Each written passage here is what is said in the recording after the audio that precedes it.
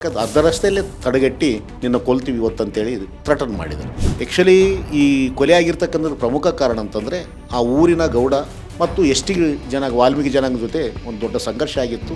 ವಾಲ್ಮೀಕಿ ಸಮಾಜ ಮತ್ತು ಈ ಮಾದಿಗ ಸಮುದಾಯಗಳು ಎರಡು ಪರಸ್ಪರ ಕಚ್ಚಾಡ್ಕೊಳ್ತಕ್ಕಂಥ ನಮ್ಮ ಜಿಲ್ಲೆಯಲ್ಲಿ ಹೆಚ್ಚಿದೆ. ಬಟ್ ಇಡೀ ಸಮುದಾಯಕ್ಕೆ ನಾವು ಕೇಳ್ತಾ ಇದ್ದೀವಿ, ಭೂಮ ಮಾಡಿದ ತಪ್ಪೇನು?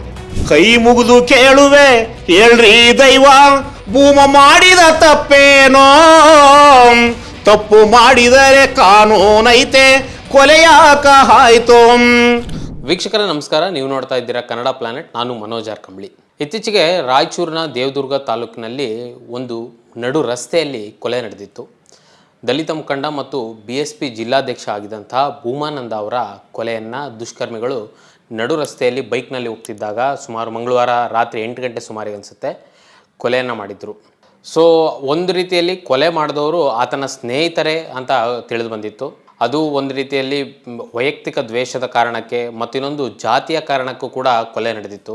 ಜಾತಿ ಎಲ್ಲಿ ಅಂತ ಪ್ರಶ್ನಿಸುವವರಿಗೆ ಈ ಕೊಲೆ ಮತ್ತು ಈ ಹಿಂದೆ ನಡೆದಂತಹ ಘಟನೆಗಳು ಬಹಳ ಪ್ರಮುಖವಾಗ್ತವೆ. ಇದ್ರ ಕುರಿತಾಗಿ ಸಂದರ್ಶನ ಮಾಡಲಿಕ್ಕೆ ದಲಿತ ಸಂಘರ್ಷ ಸಮಿತಿಯ ಮುಖಂಡರು ಮತ್ತು ರಾಯಚೂರಿನವರೇ ಆದಂಥ ಅಂಬಣ್ಣ ಅರೋಳಿಕರ್ ಅವರಿಗೆ ಸಂಪರ್ಕ ಮಾಡಿದ್ದೀವಿ. ಇವತ್ತು ಅಂಬಣ್ಣ ಅರೋಳಿಕರ್ ಅವರು ನಮ್ಮ ಜೊತೆ ಇದ್ದಾರೆ. ಬನ್ನಿ ಮಾತನಾಡಿಸ್ತಾ ಹೋಗೋಣ.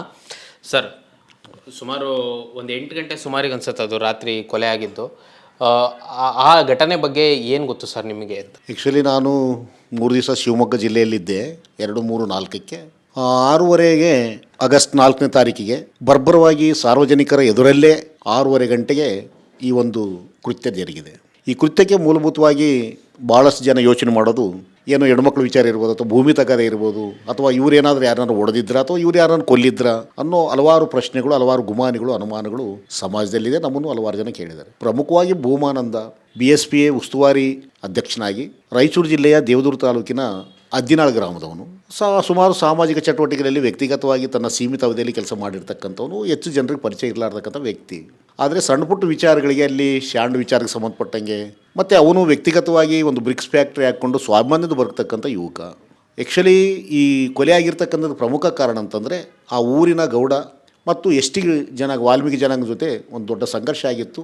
ಆ ವಾಲ್ಮೀಕಿ ಸಮುದಾಯವನ್ನು ಕೊಂದಿರ್ತಕ್ಕಂಥ ಗೌಡ ಜೈಲಿಂದ ಹೊರಗಡೆ ಬಂದ ನಂತರ ಈ ಭೂಮಾನಂದನಿಗೆ ತನಗೆ ಸೇರಿರ್ತಕ್ಕಂಥ ಭೂಮಿಯನ್ನು ಕೊಡ್ತಾನೆ. ಬಟ್ ವಾಲ್ಮೀಕಿ ಸಮುದಾಯ ಮೊದಲಿಂದ ನಮ್ಮನ್ನು ಯಾರು ಹತ್ಯೆ ಮಾಡಿದ್ರೆ ಅವ್ರ ಭೂಮಿ ನೀವು ತೆಗೆದುಕೊಳ್ಳೋದು ಸರಿ ಇಲ್ಲ ಅನ್ನೋ ಒಂದು ಸಣ್ಣ ನೆಪ ಇತ್ತು. ಮತ್ತು ಆಗಾಗ ಸಂಘರ್ಷಣೆಗಳಾಗಿದೆ, ಅವರ ಜೊತೆ ಘರ್ಷಣೆಗಳಾಗಿದೆ. ಒಂದು ಸಾರಿ ಅವನು ಕಿಡ್ನಾಪು ಮಾಡಿದ್ರು ಇವರು, ಮತ್ತು ಅದು ಕೋರ್ಟಲ್ಲಿ ಕೇಸಾಗಿ ಸಂಧಾನ ಆಯಿತು. ಬಟ್ ಆದರೆ ಇತ್ತೀಚೆಗೆ ಅವನು ನಡೆದುಕೊಳ್ತಕ್ಕಂಥ ರೀತಿ, ಅವನು ವರ್ಚಸ್ಸಿನಿಂದ, ಟಿವಿಯಿಂದ, ಕಾರುಗಳಲ್ಲಿ ತಿರುಗತಕ್ಕಂಥದ್ದು, ಸುಮಾರು ಆ ಹಳ್ಳಿಯಲ್ಲೇ ಸುಮಾರು ಒಂದು 80 ಲಕ್ಷದ ಮನೆಯನ್ನು ಕಟ್ಟಿದ್ದಾನೆ. ಇದೆಲ್ಲ ಅವ್ರಿಗೆ ಕಣ್ಣು ಹೋಗ್ತಿತ್ತು. ಈ ಕಾರಣವನ್ನು ಇಟ್ಟುಕೊಂಡು ಬಹಿರಂಗ ಹಲವಾರು ಸಲ ಚಾಲೆಂಜ್ ಮಾಡಿದ್ದಾರೆ.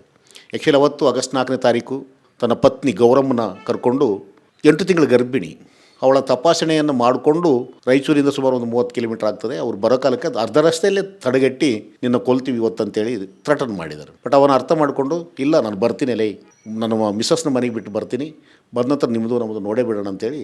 ಬಟ್ ಅವನು ಟೈಮ್ ಸರಿಯಾಗಿ ಬಂದಿದ್ದಾನೆ. ಬಟ್ ಹಳ್ಳಿಯಲ್ಲಿ ಸ್ವಲ್ಪ ಯುವಕರಲ್ಲಿ ಸ್ವಲ್ಪ ಹೆಚ್ಚಿನ ಉನ್ಮಾದ, ಹುಮ್ಮಸ್ಸು, ಆವೇಶ, ಕೋಪ ಇರತಕ್ಕಂಥ ಕಾರಣಕ್ಕೋಸ್ಕರ ನಾನು ಹೇಳಿದ್ದೀನಿ ಬಂದೇ ಬರ್ತೀನಿ ಆಗಿದ್ದಾಗಲಿ. ಯಾಕಂದರೆ ಸುಮಾರು ಸಲ ಥ್ರೆಟನ್ ಮಾಡಿರೋದ್ರಿಂದ, ಸುಮಾರು ಸಲ ಅವನಿಗೆ ವ್ಯಕ್ತಿಗತವಾಗಿ ದಾಳಿ ಮಾಡ್ತಕ್ಕಂಥ ಸನ್ನಿವೇಶಗಳನ್ನ ಎದುರಿಸಿದ್ದರಿಂದ ಒಂದಿನ ನೀವು ಆಗಲಿ ಅನ್ನೋ ಕಾರಣಕ್ಕೋಸ್ಕರ ಅವನು ಬಂದಿದ್ದಾನೆ. ಬಂದು ಕೂಡಲೇ ಇಮಿಡಿಯೇಟಾಗಿ ಅಪರಿಚಿತರು ಹಿಂದುಗಡೆ ಹೊಡೆದಿದ್ದಾರೆ. ಆ್ಯಕ್ಚುಲಿ ಮುಖ್ಯ ಆರೋಪಿ ದೇವ ಅನ್ನೋನು ಎಲ್ಲೋ ಮರೆಯಲ್ಲಿದ್ದಾನೆ. ಅವನು ಹುಡುಕ್ತಕ್ಕಂಥ ಸಂದರ್ಭದಲ್ಲೇ ಆ್ಯಕ್ಚುಲಿ ಹಿಂದಿನಿಂದ ಬೇರೆಯವರು ಹೊಡೆದಿದ್ದಾರೆ. ಒಂದು ವೇಳೆ ಇವನ ಕೈಯಲ್ಲಿ ಏನಾದರೂ ಸ್ವಲ್ಪ ಮಾರಕಾಸ್ತ್ರಗಳು ಮತ್ತು ಪ್ರಿಕಾಷನರಿ ಇವನೇನು ಬೆತ್ತಗೆ ತಿಳ್ಕೊಂಡಿದ್ರೆ 4-5 ಜನ ಹೊಡೆಯವನೇ ಇವನು, ಅಷ್ಟು ಬಲಿಷ್ಠ. ಆದರೆ ಅವನಲ್ಲಿ ಕೈಯಲ್ಲಿ ನಿರಾಯುಧರಾಗಿರೋದ್ರಿಂದ ಅದನ್ನೇ ಕಾದಿರ್ತಕ್ಕಂಥ ಕೆಲವು ಅಪರಿಚಿತರು ಇವ್ರನ್ನ ಕೊಲ್ಲಿದ್ದಾರೆ. ಬಟ್ ಅದು ತನಿಖೆಯಿಂದ ಗೊತ್ತಾಗ್ತದೆ ಇವತ್ತಲ್ಲಿ ನಾಳೆ. ಸರ್, ಇದು ಬಹಳ ಮುಖ್ಯವಾಗಿ ಜಾತಿ ಕಾರಣಕ್ಕಾಗಿ ಆಗಿದ್ದು ಕೊಲೆ ಅಂತಾನೆ. ಇದು ಕಾರಣ ಒಂದು. ಬಟ್ ನಮ್ಮನ್ನ ಕೊಲೆ ಮಾಡಿರ್ತಕ್ಕಂಥ, ನಮ್ಮ ಕುಟುಂಬದಲ್ಲಿ ಒಬ್ಬರನ್ನು ಕೊಲೆ ಮಾಡಿರ್ತಕ್ಕಂಥವ್ರ ಭೂಮಿಗೆ ಇವನು ಆಶ್ರಯ ಕೊಟ್ಟಿದ್ದಾನೆ ಅನ್ನೋದು ಪ್ರಮುಖವಾಗಿರ್ತಕ್ಕಂಥ ಕಾರಣ. ಮತ್ತು ಅಲ್ಲಿ ಸ್ವಲ್ಪ ಶಾಂಡ ವಿಚಾರಗಳಿದೆ. ಮರಳನ್ನು ಅಕ್ರಮವಾಗಿ ಮಾರಾಟ ಮಾಡ್ತಕ್ಕಂಥದ್ದು, ಸಾಗಾಣಿಕೆ ಮಾಡ್ತಕ್ಕಂಥದ್ರ ವಿರುದ್ಧ ಕೂಡ ಸಣ್ಣ ಪುಟ್ಟ ಗಲಾಟೆಗಳಾಗಿದೆ. ಹಾಗೆ ಇವನು ಬ್ರಿಕ್ಸ್ ಪಾರ್ಟಿ ಇರೋದ್ರಿಂದ ಇವನಿಗೂ ತೆಗೆದುಕೊಳ್ತಕ್ಕಂಥ ಅಂತ ಸನ್ನಿವೇಶಗಳಿರ್ತಾವಂತ ನಮ್ಮ ಮೇಲ್ನೋಟಕ್ಕೆ ಅನಿಸ್ತದೆ. ಆದರೂ ಕೂಡ ನಾವೆಲ್ಲರೂ ಯೋಚನೆ ಮಾಡೋದಿಷ್ಟೇ, ಒಂದು ವೇಳೆ ಇವನೇನೇ ತಪ್ಪು ಮಾಡಿದ್ರು ಅಥವಾ ಅವ್ರಿಗೇನಾದರೂ ದಾಳಿ ಮಾಡಿದರೆ ಅಥವಾ ಇವನೇನಾದರೂ ಕೊಲೆ ಮಾಡ್ತಾನೆ ಅನ್ನೋ ಆತಂಕ ಇದ್ದರೆ ಈ ದೇಶದ ಸಂವಿಧಾನ, ಈ ದೇಶದ ಕಾನೂನು ಪ್ರಕಾರ ಅವ್ರಿಗೆ ಶಿಕ್ಷೆ ಕೊಡಿಸ್ಬೋದಾಗಿತ್ತು, ಗಡೀಪಾರು ಮಾಡ್ಬೋದಾಗಿತ್ತು. ಅದು ಬಿಟ್ಟು ಏಕಾಏಕಿ ಅವರು ಮರಣಾಂತರಿಕವಾಗಿ ಬರ್ಬರವಾಗಿ ಕೊಲ್ತಕ್ಕಂಥದ್ದು ದೊಡ್ಡ ಮಟ್ಟದ ಅಪರಾಧ ಅಂತ ನಮಗನಿಸ್ತದೆ. ಆ ಹಿನ್ನೆಲೆಯಲ್ಲಿ ವಾಲ್ಮೀಕಿ ಸಮಾಜ ಮತ್ತು ಈ ಮಾದಿಗ ಸಮುದಾಯಗಳು ಎರಡು ಪರಸ್ಪರ ಕಚ್ಚಾಡ್ಕೊಳ್ತಕ್ಕಂಥ ನಮ್ಮ ಜಿಲ್ಲೆಯಲ್ಲಿ ಹೆಚ್ಚಿದೆ. ರಾಯಚೂರು ಮತ್ತು ಕೊಪ್ಪಳದಲ್ಲಿ ವಿಶೇಷವಾಗಿ ಈ ಎರಡು ಸಮುದಾಯಗಳ ನಡುವೆ ಪರಸ್ಪರ ಘರ್ಷಣೆ ಇದೆ, ಭಾಳಷ್ಟು ವಿಕೋಪಗಳಿಗೆ ಹೋಗಿದೆ. ಇದೊಂದೇ ಘಟನೆ ಅಲ್ಲ, ಸುಮಾರು ಘಟನೆಗಳು ಈ ಥರದ್ದಾಗಿದೆ. ಯಾವುದೇ ಕಾರಣಕ್ಕೂ ವಾಲ್ಮೀಕಿ ಸಮುದಾಯದವರೇ ಭೂಮಾಲೀಕರ ಪರವಾಗಿ ನಿಂತುಕೊಂಡು ಅಥವಾ ಅಗ್ರೆಸಿವ್ ಆಗಿ ನಮ್ಮನ್ನು ಅಟ್ಯಾಕ್ ಮಾಡ್ತಕ್ಕಂಥ, ನಮ್ಮ ಸಮುದಾಯನ ಅಟ್ಯಾಕ್ ಮಾಡ್ತಕ್ಕಂಥ ಹಲವಾರು ಉದಾಹರಣೆಗಳಿದೆ. ಅದರಲ್ಲಿ ಇದೊಂದು.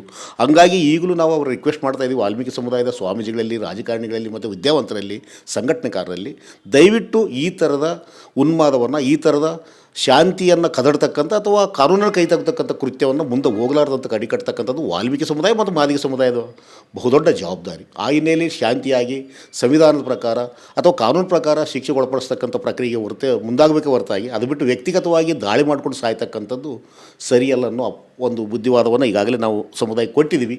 ಆ ಹಿನ್ನೆಲೆಯಲ್ಲಿ ಈ ಭೂಮಾನಂದ ಅವನ ಹೆಸರು ಭೂಮ ಅಂತಲೇ ಜನರು ಕರಿತಿದ್ರು. ಬಟ್ ಇಡೀ ಸಮುದಾಯಕ್ಕೆ ನಾವು ಕೇಳ್ತಾ ಇದ್ದೀವಿ, ಭೂಮ ಮಾಡಿದ ತಪ್ಪೇನು? ಒಂದು ವೇಳೆ ಭೂಮಿ ಏನಾದರೂ ಕೊಲೆಗಡಕನಾಗಿದ್ದರೆ ಅಥವಾ ಅವನು ಅಪರಾಧಿ ಕೃತ್ಯ ಎಸಗ್ತಕ್ಕಂಥ ವ್ಯಕ್ತಿ ಅಂತ ಅನಿಸಿದರೆ ಅವನ ವಿರುದ್ಧ ಕಾನೂನು ಕ್ರಮ ತೆಗೆದುಕೋಬೇಕಾಗಿತ್ತು. ಇಡೀ ಸಮುದಾಯ ಸುಮಾರು ಸಾವಿರಾರು ಜನ ನೆರೆದಿರ್ತಕ್ಕಂಥ ಸಂದರ್ಭ ನೋಡಿದಿರ್ತಕ್ಕಂಥ ಹಾಡು ಆಗಲೇ ಅದು 6 ಗಂಟೆ 6:30.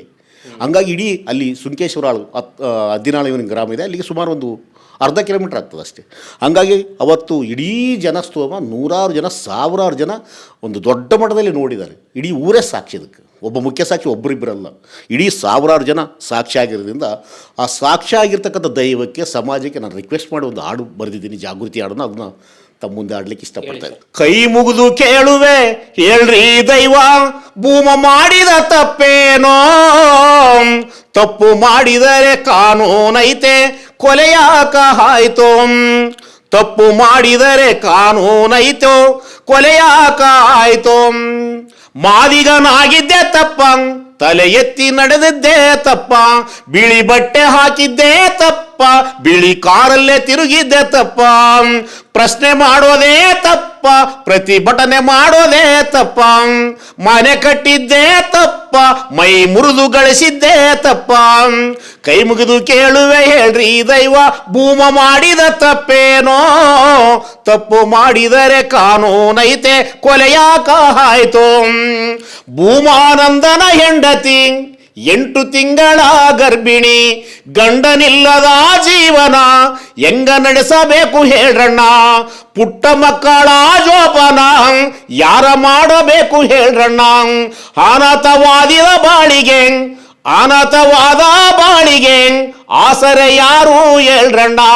ಕೈ ಮುಗಿದು ಕೇಳುವೆ ಹೇಳ್ರಿ ದೈವ, ಭೂಮ ಮಾಡಿದ ತಪ್ಪೇನೋ? ತಪ್ಪು ಮಾಡಿದರೆ ಕಾನೂನೈತೆ, ಕೊಲೆಯಾಕ ಆಯ್ತೋ? ಭೂಮಾನಂದ ಏನಾಯ್ತೋ ಕಂದ? ಭೀಮನಂತ ಬಲಶಾಲಿ ನೀನು ಯಾಕಾಯ್ತೋ ಹಿಂಗ? ಭೀಮನಂತ ಬಲಶಾಲಿ ನೀನು ಯಾಕಾಯ್ತೋ ಹಿಂಗ? ಸತ್ಯ ಇಲ್ಲ ನಾನೆಂದೆ, ಸಾವೇ ಇಲ್ಲ ನನಗೆಂದೆ, ಸತ್ತು ಬದುಕಿರುವೆನೆಂದೆ, ನಾ ಸತ್ತರು ಬದುಕಿದಂಗೆ. ಹುಟ್ಟೋದೊಂದು ದಿನವೆಂದೆ, ನೀ ಸಾಯೋದೊಂದು ದಿನವೆಂದೆ. ಸಾಯೋದಂತೂ ಖಚಿತ, ಸಾಯಿಸೋದು ಯಾಕಂತ? ತಪ್ಪು ಮಾಡೋದು ಮನುಜ, ತಿದ್ದಿ ಹೇಳಬೇಕು ಸಮಾಜ. ಕೊಡ್ಲಿ ಬಡಿಗೆ ಬ್ಯಾಡಣ್ಣ, ಕೂಡಿ ಬಾಳಬೇಕಣ್ಣ. ತಪ್ಪು ಯಾರೇ ಮಾಡಲಣ್ಣ, ತಕ್ಕ ಶಿಕ್ಷೆಯಾಗಬೇಕಣ್ಣ. ತಪ್ಪು ಯಾರೇ ಮಾಡಲಣ್ಣ, ತಕ್ಕ ಶಿಕ್ಷೆಯಾಗಬೇಕಣ್ಣ. ಕೈ ಮುಗಿದು ಕೇಳುವೆ ಹೇಳ್ರಿ ದೈವ, ಭೂಮ ಮಾಡಿದ ತಪ್ಪೇನೋ?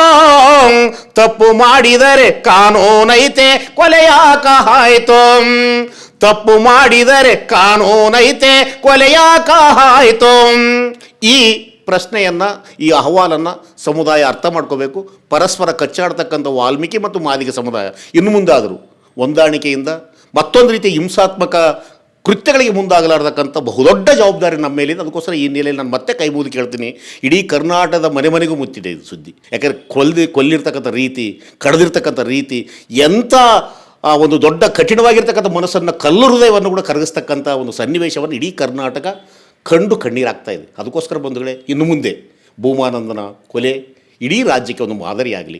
ಮತ್ತೊಂದು ಸಾರಿ ಇಂಥ ಉನ್ಮಾದ ಮತ್ತೆ ಪುಟಿದೇಳಲಾರ್ದಂಗೆ ಕಟ್ಟೆಚ್ಚರ ವಹಿಸ್ತಕ್ಕಂಥದ್ದು ಪೊಲೀಸರು ಜವಾಬ್ದಾರಿ ಯಾವುದು ಮತ್ತು ನಮ್ಮೆಲ್ಲರ ಸಾಮಾಜಿಕ ಸಮುದಾಯದ ಒಂದು ನಾಯಕರ ಜವಾಬ್ದಾರಿ ಆಗಿದೆ ಅನ್ನೋದನ್ನು ಈ ಸಂದರ್ಭದಲ್ಲಿ ಹೇಳಿಕ್ಕೆ ಇಷ್ಟಪಡ್ತಾ ಇದ್ದೀನಿ. ಅದಕ್ಕೋಸ್ಕರ ತಪ್ಪಿತಸ್ಥರು ಯಾರೇ ಇರಲಿ ಅವರನ್ನು ಶಿಕ್ಷೆಗೊಳಪಡಿಸ್ತಕ್ಕಂಥ, ಅವರಿಗೆ ಕಾನೂನು ಪ್ರಕಾರ ಶಿಕ್ಷೆಗೆ ಗುರಿಪಡಿಸಿ ಅವರನ್ನು ಕಠಿಣ ಶಿಕ್ಷೆ ಪಡ್ತಕ್ಕಂಥ ಕೆಲಸ ಆಗಿದ್ರೆ ಖಂಡಿತ ಮುಂದಿನ ದಿನಗಳಲ್ಲಿ ಈ ಥರ ಘಟನೆಗಳು ಮರುಕಳಿಸಂಗಿಲ್ಲ ಅನ್ನೋದು ಜಿಲ್ಲಾಡಳಿತಕ್ಕೆ, ರಾಜ್ಯ ಸರ್ಕಾರಕ್ಕೆ, ಗೃಹ ಮಂತ್ರಿಗಳಿಗೆ, ರಾಜ್ಯ ಸರ್ಕಾರದ ಮುಖ್ಯಮಂತ್ರಿಗಳಿಗೂ ಮನವಿ ಮಾಡ್ತಾ ಮತ್ತೊಂದು ಸಾರಿ ಈ ಘಟನೆ ಮರುಕಳಿಸಲಾರ್ದಕ್ಕಂಥ ಕಟ್ಟೆಚ್ಚರವನ್ನು ನಾವೆಲ್ಲರೂ ವಹಿಸೋಣ ಅಂತ ಈ ಸಂದರ್ಭದಲ್ಲಿ ಹೇಳಲಿಕ್ಕೆ ಇಷ್ಟಪಡ್ತೇನೆ. Thank you sir.